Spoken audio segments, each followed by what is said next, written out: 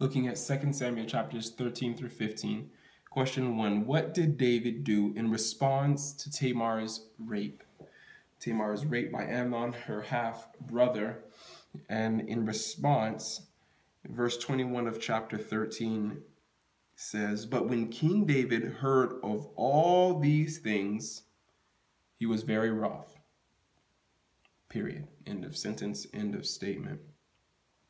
That's all that David did in response to Tamar's rape. He enforced no punishment, and there were no consequences that David imposed as a result of the rape of Tamar. On the other hand, question 2, who did something and what did they do? Well, her full brother, Absalom, in response, he secretly plots and kills Amnon, and he, as a result, has to flee for his life. The third question, what did this eventually lead to in chapter 15? In chapter 15, this same Absalom, who took justice into his own hands, rebels openly against David and leads a civil war, trying to take the kingdom from David. Last question, what can this teach us about why God punishes sin? Now, there's a lot of principles that undergird why God punishes sin, and we can't think to know all of why God does what he does. But there are some lessons I believe we can draw from this story that apply to this very broad, this very big, comprehensive question of the justice of God.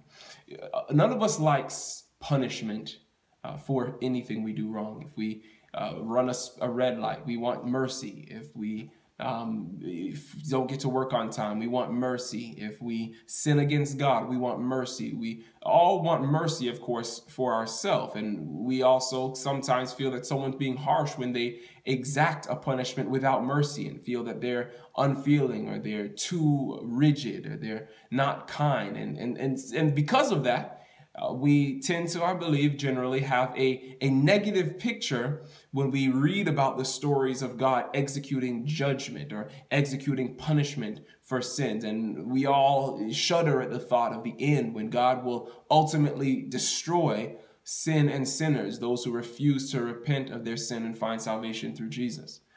And because of this, we kind of feel that a better picture of God is a God who is just always merciful in every case, and there's no judgment that has to come. And we rejoice in the many statements of the Bible that talk about the mercy of God, the forgiveness of God, that God does not punish us according to what our iniquities deserve. As far as the east is from the west, so as he separated our sins from. We like those things because they talk about the kind of God we want. We want a God that is forgiving, that does not punish sin. But this story here shows the consequence, or at least some of the consequences, that can result from not punishing sin. We have here David, a king and even a father in his own household. We have him doing what we generally want from God. We have him not punishing sin. He forgives, though he's upset, he's angry, it says, he forgives the sin committed by his son Amnon and doesn't punish that sin. But the result, eventually, years down the road, is open rebellion by another son, and David almost loses his own life as well as the kingdom. But what do we see here that can apply to the reasons that God punishes sin? You see, if David were as wise as God and punished the sin of Amnon, I believe likely Absalom would not have come to the point where he lifted a sword against his own father. Absalom saw the injustice, the lack of justice that David committed in not only punishing. See, we often look at it just the one side, the punishment, yes, but the word that we want to use here is avenging the sin done against Tamar. Now, there are many sins, there are many kinds of sins, and there are sins, if we want to just divide them broadly, we can say there are sins that are just sins against God. It's just between us and God. We disobey a command of God, and that's just us and God. No other individual is involved in that. And we're going to look at that class of sin separately, but right now we're looking at a sin that is not just a sin against God, it's a sin against another person, another created being. It's a sin against Tamar in this story.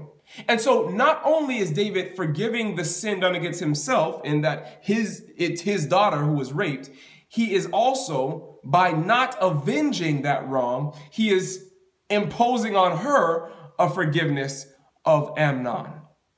And that is what Absalom finds to be unjust.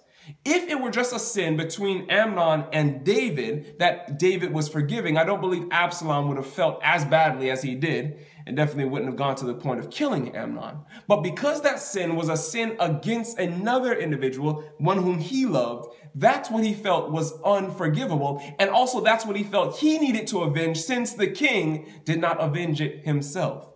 And so we see here this injudicious decision of David in not punishing this sin, not avenging this sin done against Tamar. This causes chaos down the road, because then someone else feels they need to set themselves up as the avenger of the wrong.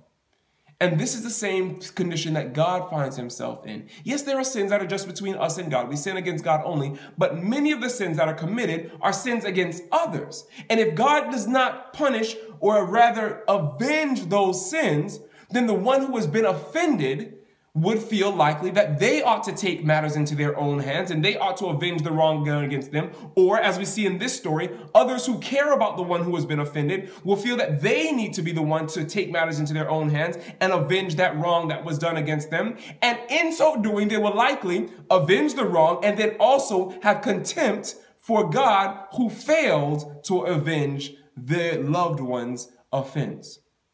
And we see here again just a small example of the situation that God finds himself in, and one of the reasons that God has to punish sin. God has to avenge the sins that have been committed throughout the history of transgression in this universe.